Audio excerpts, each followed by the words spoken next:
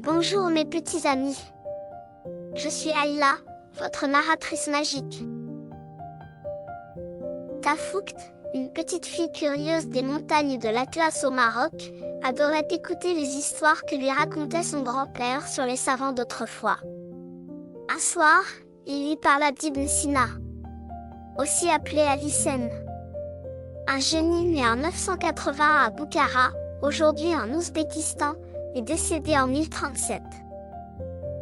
Ibn Sina avait été surnommé le père de la médecine. Il avait écrit un livre célèbre, le Canon de la médecine, qui est resté une référence mondiale pendant des siècles. Grâce à ses connaissances, les médecins ont pu mieux comprendre le corps humain et apprendre à soigner des maladies compliquées.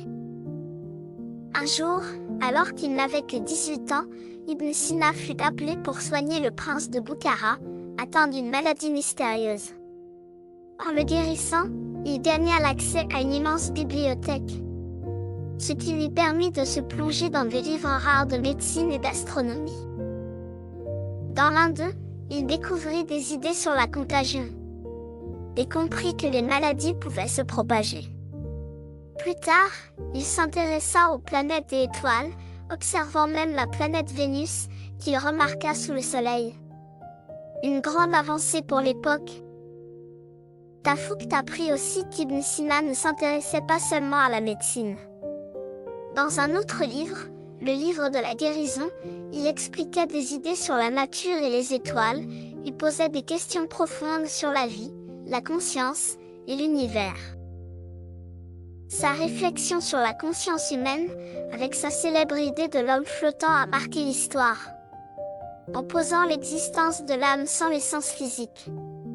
Son grand-père expliqua à Tafoukt qu'Ibn Sina croyait que la science et la sagesse devaient être partagées pour aider tout le monde. Inspirée, Tafoukt rêva d'apprendre elle aussi, et de découvrir comment apporter son aide à sa communauté, tout en se rappelant que la curiosité et le savoir étaient des trésors inestimables. Au revoir mes petits joyaux pétillants. N'oubliez pas, chaque question que vous vous posez est une porte ouverte sur un monde de découverte.